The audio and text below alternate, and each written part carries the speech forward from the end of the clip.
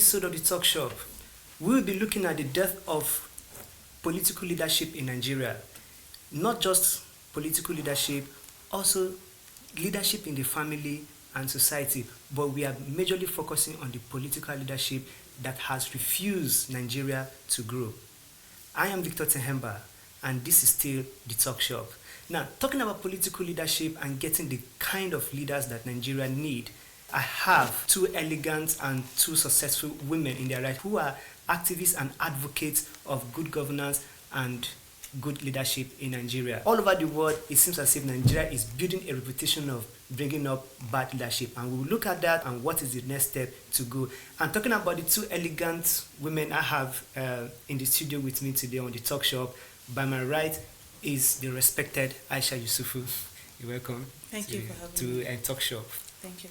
All right. And next to her is Apostle Obii Pax-Harry. You're welcome. Thank you for having me. Apostle Obii Pax-Harry heads the Nehemiah Christian Center. She also has a school of good governance and politics. That's to tell you how much these ladies are interested in having the very kind of leaders that we want in this country. And the conversation is going to continue after this little break.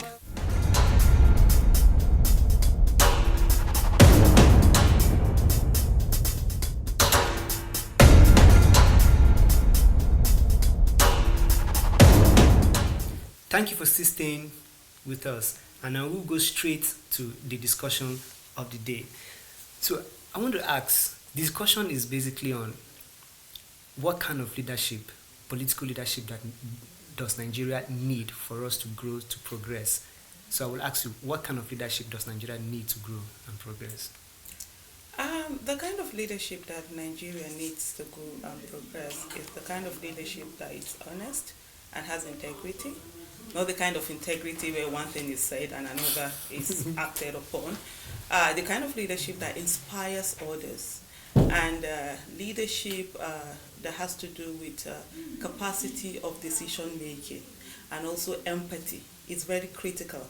What we've had in Nigeria is a lot of leaders who do not empathize with the feelings of the people. And we also want a leadership that is capable of delegating and empowering. It's not just about you being a leader and putting around you those whom you can subjugate, those who are followers. A good leaders bring about leaders around him and empower people. So, ability to delegate and empower. Nigeria needs an innovative and creative leadership. I mean, this is the 21st century. We are already in the machine age. A lot of things are happening. This is the era where you learn, unlearn, relearn, and unlearn, because things are changing at a very fast stage. So you need a leader who is creative, who is innovative, leadership with confidence, of somebody who actually knows this is what they want. This is the vision they have for Nigeria, and they're ready to go with that. Not the ones that are thinking, what would people say? How would people look at things? You understand? I will also want the leadership that is passionate about Nigeria, the kind of person who sleeps Nigeria, thinking of how to take Nigeria to the top and be amongst the first 5 countries in this world. But when we look at all the leaders we've had, they all seems to possess, they at least try to portray that they possess these qualities of being honest, that they are being very passionate about growing Nigeria with the promises that they make and everything, even in their campaign manifesto. But it seems like when they get into power, they become a different people entirely. I think that's basically, Aisha has said a lot of what a leader should be. If you think about Nigeria, the kind of nation Nigeria is, her dynamics, the fact that this is a nation that's produced, excellent people that are resourcing other nations in the Western world, it doesn't make any sense that Nigeria can't get it right. So we have been a nation, of people who have been largely complacent, really, when it comes to good governance, choice of leaders. It's been like, I think it's like something's caught up on us. It's been like it doesn't really matter. It hasn't mattered for quite some time that when you look at Nigeria, when you think about Nigerians, when you think that Nigerians are resourcing nations, the superpowers, and then back home we can't seem to get it right in terms of choice of leadership, then there is a problem. And I think that is where the problem is. That is what could be the problem of not finding the leaders that possess these qualities that you have mentioned. I think just looking at the question you said, the qualities I have described, we have not seen those leaders. They don't even care. Right now, the Nigerian leader or the Nigerian leaders don't care. There's this disdainful act towards the people.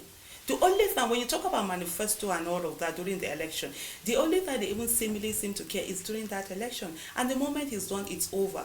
But you see, the thing is that we need to understand that leadership is two parts. There are two parts of leadership. There is a demand side of leadership and there's a supply side of leadership. Those who are elected, they supply governance. And those who elect, who vote, are supposed to demand for governance. And as long as there's a disparity in that, it's not balanced, there will always be a problem. And part like from what she has said, Nigeria is full of citizens who are docile, who don't even understand that it is in their right to occupy the office of the citizen, which is the highest office in the land. And they're supposed to make demands on their leaders. And that hasn't happened. So let me take us back a little bit. Qualities of leadership. Look at it.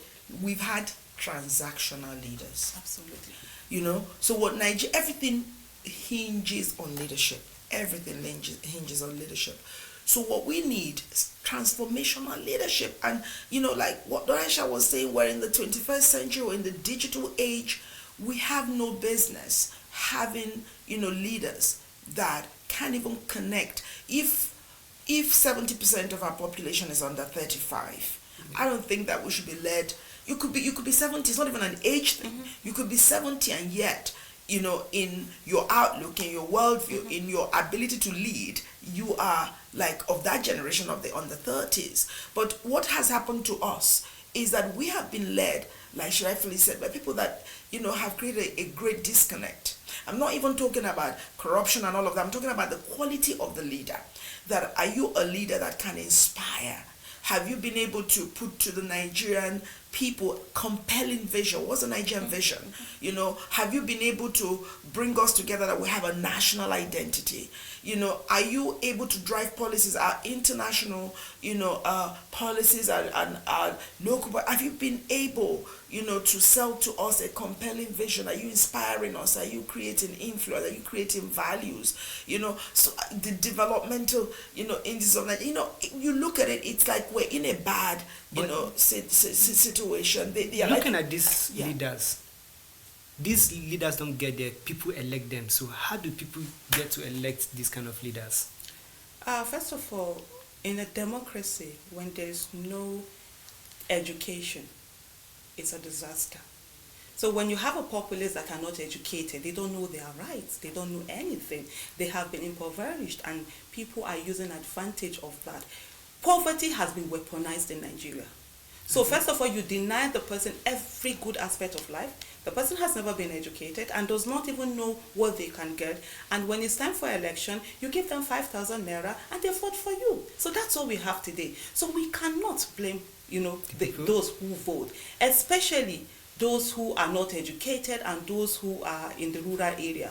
The biggest problem we have, let me just mention this, we have a missing link. The elite, the so-called educated elite in Nigeria are the ones who are the problem of Nigeria.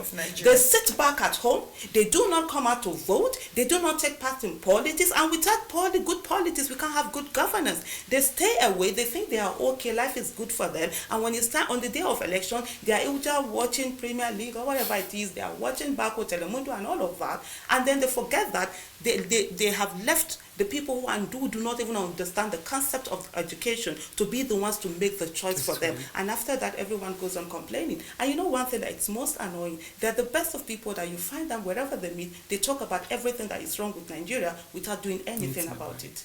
So the lead, I agree totally with Aisha that the lead create a majority of our problems. And until this elite begin to connect with real issues, like she rightfully said, they're the biggest complainants. They're the ones on social media writing stuff. But unless the people understand the importance of electing the right people, it's always going to be the same. Unless the people even engage in voter education, unless the average Nigerian sees Nigeria as a project and becomes part, of her development, we're always going to have these talks, we're always going to have these programs, and we're not going to move forward. So the elite are a major. And I think taking away from the elite, in addition to what you said about the elite, I think one of the problems that I personally have with the elite is that, as educated as they are the ones that some sit down to write articles with big vocabularies to validate and justify some of the wrong things that we see going on and trying to do that. So I think that's a problem that I have with the elite. But we're looking at, let's look at the history of Nigerian leadership, starting from when we had the independence and then the first president being Azikwe, and then moving on to 1963 where we had the prime minister and the president. Is there any leader at any point in this thread of time that you could say lived up to the billing that other Nigerian leaders could look up to? For me personally, not really. I haven't. And even though a lot of people try to talk about our founding fathers and everything, there's so many things that were wrong there. And I think I still try to look back. I might be wrong, but this is my own personal thing. I haven't seen that leader that for me has really inspired and has looked upon Nigeria as that one country that all of us should identify with. I haven't. And if you understand that, even at that time, it wasn't about the best coming up. As long, it's like, let me just put it this way for us all to even basically understand. It's like you're starting a football match and you're not using your best 11. That's what we have always done in Nigeria, even right from the beginning after our independence. It has not always been putting the best foot forward, putting the right people forward. It has always been about ethnicity, who has the numbers and all of that, because there's this thing about everybody wanting to grab something. And part of the qualities of leadership is to be a good communicator and be accountable. Most of them have not even been able to sell to the people the vision. We don't even know whether they have any vision. And this has always been a problem. Just what you said the other time, I just want to make a reference to the statement you made before the question you asked, which is about the elite who sit down and condone the bad governance we have today, and some of them even defend it, is because they are waiting. They are either beneficiaries or waiting to be beneficiaries. Nigeria is today a corrupt system that a lot of people benefit from. And so they do not want the status quo to change. Because when the status quo changes and it is based on merit and your capacity and your ability, then a whole lot of people will find themselves out in the cold. Because right now, what goes in Nigeria is connection. Or either your, what do they call this thing they do, where they change quota system, or either catchment area and all of that. So that has been a kind of corruption that people have fed off, people have been able to thrive on, and so they don't want things to change. They want it to continue the way it is, so that's the only way they can benefit. So if we're looking at this, that right from time that we haven't had a leader that inspires, a leader that we can look up to and say, this person has been doing well, will it be wrong to say Nigeria got independence too early from the British? I think it's not even a question of getting independence too early from the British, because I'm in Ghana. I think it is how it was structured by the British. I think when there are agendas, so you really think that the Nigerian leaders, politicians then already acquired this governmental knowledge enough for them to rule the country? I do believe so, because a lot of them were, highly educated, really, solid people. But I think that the framework was flawed from beginning, and ethnicity. So if you spoke to the three majority tribes, people from there, you will find that, there are fanatics, there are people who believe in the leadership that they ended up there. They're Awais, they're the Zikis, they're people who believe that these founding fathers, were really great men, and they were inspirational. They did good for Nigeria. But if you look at it, if the foundation was properly laid, then we won't have the kind of problems that we have. I think from really the amalgamation, I think the way that the British structured, the whole, set up, I think it was flawed from beginning, and so we've had progressively, instead of things getting better, things are getting worse, but sometimes things have to get that bad before it gets good. It's just whether the generation that are alive now are ready to do something about it. So I can't really say that. Well, the worst of us have always led the best of us. That's what that's really what it is. Yeah, that's what you know what I mean. That's just really what it is. But from the beginning onset, I think that the project was really flawed, and what we're experiencing now is the effect of faulty foundation, I think. And let me just add to what she's saying. I think for me, the question is, did the British hand over to the best that Nigeria had, or did they hand over to those that they thought they could control? So that is the question. If we look back in history, they were not ready. We had great leaders who would have carried this nation on, but they were not ready to give it to them. And even when you talk about the father, Nnamdi Azikiwe he was the president. The power really resided with the prime minister as of that time. A reluctant prime minister who didn't want to do it. But so it all comes to that, back to that foundation. Even the amalgamation of Nigeria itself, it's faulty. And for me personally, that's the reason why I've always said, what we have in the Constitution, where they say the Nigerian unity is I can't remember. Okay, now indissoluble. Yeah, indissoluble and all of that. So, and then people will say, "Oh, Nigeria must be one at any cost." And I said, no. We need to sit down as a nation and have a Nigerian conversation. Forget what happened in 1914. It's over 100 years ago. I shouldn't be suffering for what some people decided on my behalf. We need to sit down as a nation and ask ourselves, do we want to be together or we don't?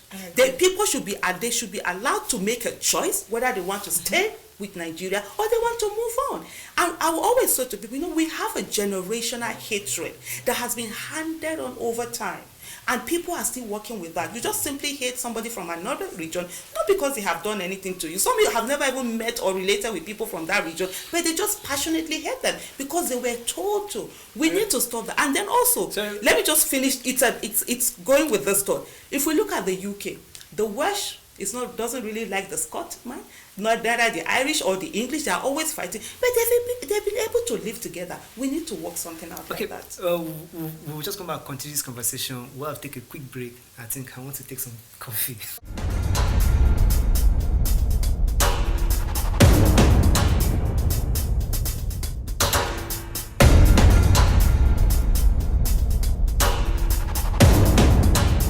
Thank you for still staying with us, and this is the talk shop. The conversation continues. Before we went on that break, we left off from you, so we'll continue from you as well. Before going on that break, you have said a lot about the qualities of leadership that Nigeria needs and what they must do to move the Nigeria and the Nigerian project.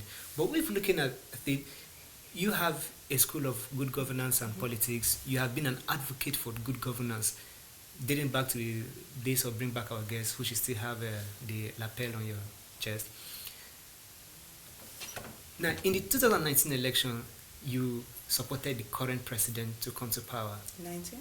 2019? 2015. Okay. Yeah, you supported this current president to come to power. You basically campaigned for him. Now, at that period, we had other presidential candidates, about 15 of them. We had these in Chekwa Sokore, Martin Novo, Oluremi Shonaya, and a host of others. These qualities you mentioned, did you find these qualities in President Muhammadu Buhari at the time you supported him to become president? Okay. Also, first of all, a correction. I never, ever campaigned for President Muhammadu Buhari, then General Muhammadu Buhari. I was a strict advocate for good governance. And the only time when I would decide to vote for Muhammadu Buhari was in February 2015. And that's a lot of people forget. And thank God we have our social media accounts that talk about all we did. There was even a tweet I did to say Nigeria deserved better than Goodluck Ebele Jonathan and Muhammadu Buhari. And there was also another one that I said that the only reason why I was voting for Muhammadu Buhari was because Goodluck Ebele Jonathan was a colossal failure. That was how I put that tweet. You understand? And so in February 2015, what made me to decide and I even have a hashtag to say I have now decided, was the fact that the then President, Goodluck Ebele Jonathan, postponed the election by 6 weeks. And in that 6 weeks, the military that hitherto had sat down and was being attacked by Boko Haram, they were doing nothing. You remember how our own military were chased by Boko Haram. We saw the video all the way, and they entered Cameroon. The same military that territories were being taken, they did nothing. In the 6 weeks that there was postponement of election, they started attacking, which was what we had been asking for all this while. In the meantime, before then, they all were repelling. And so I said to myself, so the commander-in-chief, who happened to be the president, then Goodluck Ebele Jonathan, knew he could do this, and yet he sat down for people to be killed and nothing was done. And so in February 2015, I decided, for me, it was, what do you call it now? I had to make a decision. They were both not good, but at that moment, this was a pragmatic decision I needed to make. But and I said, hold on. Candidates? They were, oh yeah, of course there were other candidates. Having other candidates, did they have these qualities? I didn't know most of them. And even this one, let's go back to 2011. 2011, we had 3 candidates I knew about, Ribadu, Goodluck Ebele Jonathan, and Muhammadu Buhari. I voted for Ribadu. In fact, Ribadu was the reason why I went to get my voter's card. Because the first time I voted was 1993. Then I was 19. I voted in 1993 for MKO Abiola. And then when it was cancelled, it shattered me. And so I refused to vote or collect any, until when I saw Ribadu, and I felt in Noho Ribadu, I had the leader that I wanted. So I voted neither GEJ nor GMB in 2011. In 2015, with the killings that were going on, I had to be pragmatic. And one of the things we said, and I want people to understand that in 2015, there was a revolution in this country. People decided they wanted change. Because they wanted change, not in initials from GEJ to GMB, but change in the ways that governance was being done. And so I did that, and I voted, and I was very vocal. Never a campaigner, never people were sold a lie. So I was a very vocal campaigner, just like in 2019.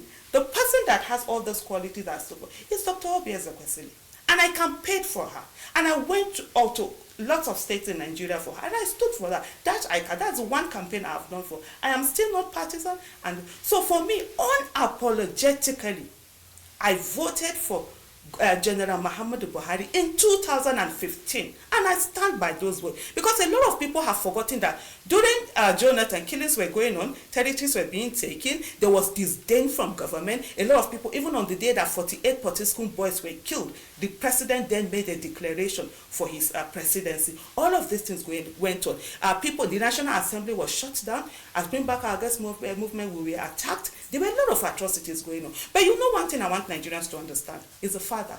The fact that you vote for somebody doesn't make you a slave to that person. Exactly. I voted for you on election day, and it ends there. The moment you're done, I'm your boss. And because I'm a citizen, and I'm going to call you out when you don't do the right thing. People have this mentality that, oh, if you vote for somebody, then you have to be petting him, you have to be, for what? I'm a citizen. And the office of the citizen is the highest office in the land. The office of the president is the highest political office. So we have. But Apostle, you said earlier that in 2015 we were sold a lie. Did you also buy the lie? I really think that Nigerians were sold a lie. I think that the whole change thing was, curated by very clever minds. And then because we choose not to be deep thinkers, we choose not to be people who assess a situation, we choose not to revert to history. I'm not partisan either. I think we were in a bad state. And when you're in a hurry to just choose whatever, just take whatever, even now, we're still in a whatever, kind of situation. Unless the very best of us, because if I don't say that, then, I may, take a risk of, being sounding like I'm partisan. I don't think Nigerians should be led by the quality of people that they have right now. Really, it is a disgrace in my humble opinion. So I think in 2015, Nigerians, people just curated a lie, and created, just this wind of change that, we can now, looking back, we can see that nothing's changed. But there can be change. But I want to look so looking at the fact that you said at the end of, after you vote, it ends there. Yeah. You become the boss. Yeah. How do citizens now get to hold these leaders accountable, rightly demand that good governance from them, demand the things that should be rightly be given to them. Because I'm looking at the fact that Showore, for example, was planning a revolution and protest to demand good governance, and he was arrested.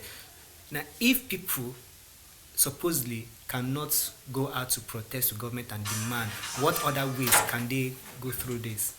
You can protest, but you see, you also have to, no matter what, you have to be mature in the way that you communicate your displeasure. You have to still be law-abiding in the way you communicate your displeasure. You can't miss an opportunity by being overly militant. I personally, believe that individuals, like as citizens, have to hold government accountable.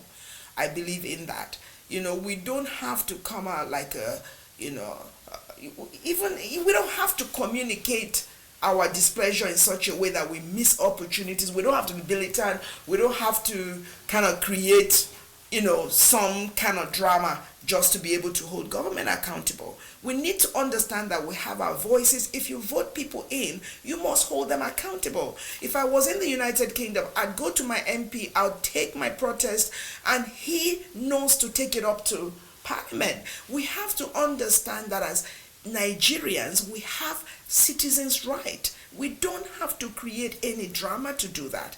It's a free right of ours, given to us by God, given to us by, nationality, given to us by exercising that right, to bring people in. We have to know that we don't have to, we don't have to create any drama to be able to do that. Not in its entirety. Yeah. I do agree with some parts of this thing. Where she talked about the being in UK.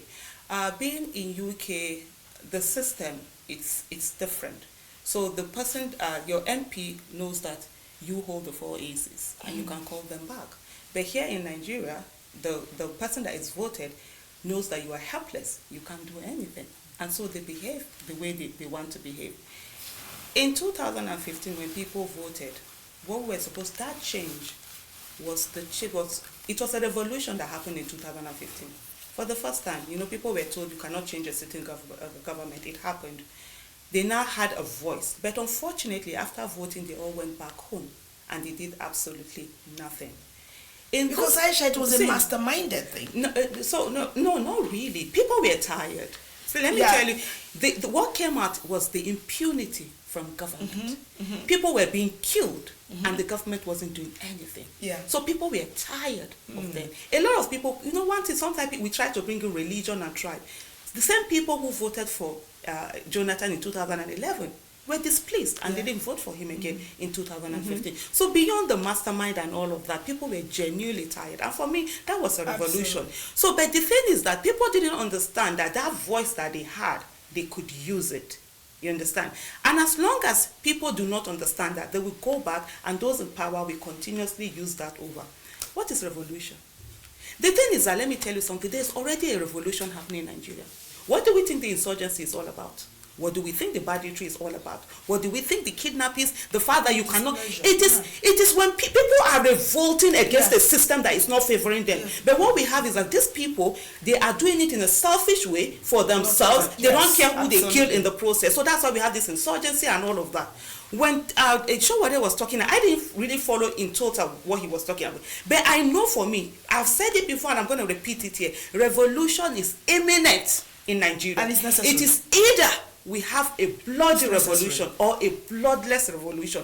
It is in the elite, the educated elite, to come together and say we need to, because it means revolting against a system that it's not working. We need to change this system. Because if we don't, the man that is on the street, who is hungry, who is not educated, who does not even understand what governance is going to take control. And when his back is to the wall, he will come at everybody. And let me tell every one of us something.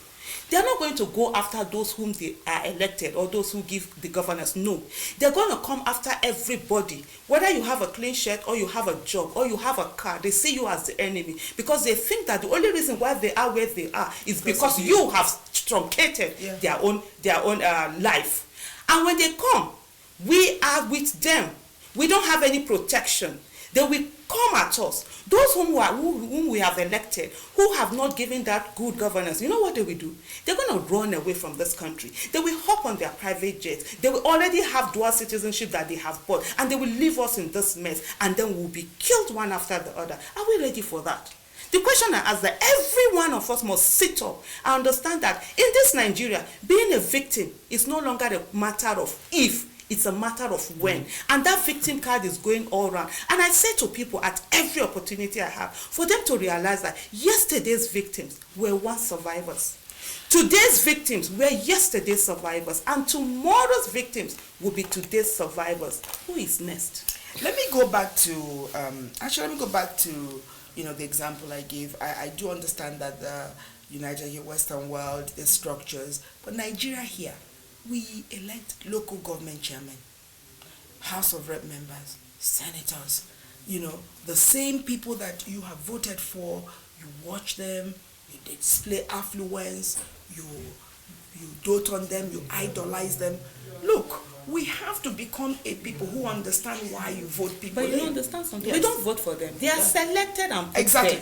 there. And you have no choice. You're right. But having been there, holding leadership accountable, so long as they are there, because like you said, the revolution is imminent and it is needed. It is necessary. People have to find their voices to be able to hold these people accountable. Not every 4 years people come, or they're imposed on you, and you come out, then you're given a bag of rice, or not even a bag of rice, some cups of rice, then you vote them in, then they go back to this place, there is no development, there is nothing. No, it is very, very important. I don't know how this is going to happen. But you know something, let me just cut you in. You're doing something already. Yeah. The school that you have, that's what it's absolutely. about. To teach people. Yeah. But you see, the thing is that until we fix politics, we will not fix governance. That is until the good people who have the capacity to Exactly. be great leaders enter politics and no longer be shamed out of it or be afraid of it. Yes. We will not have qualities You're of leaders. absolutely right. Will you Okay, if you consider have a political office in any time? Absolutely not. Because I am selfish and I am lazy.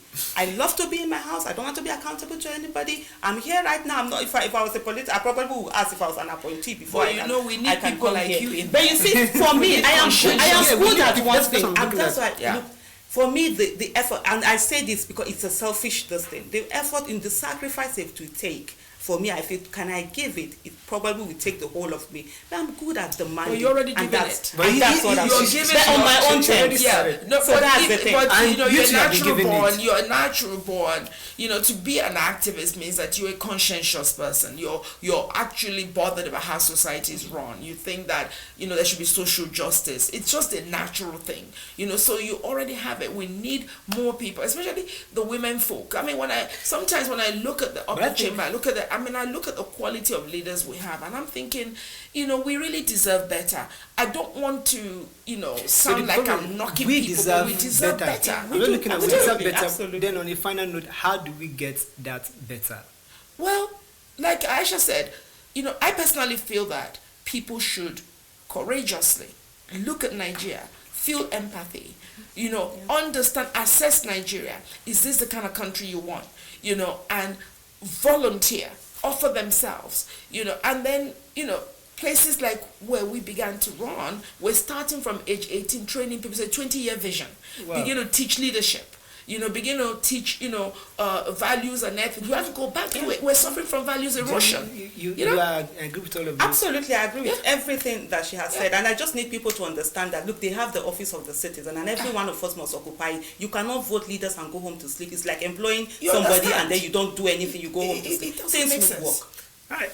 I have to say thank you very much. We've come to the end of our time today, and thank you very much for honoring my invitation to come around. Thank you for having us. And then, sadly, but we've come to the end of Talk Shop today. But Talk Shop doesn't end. We'll be back same time next time.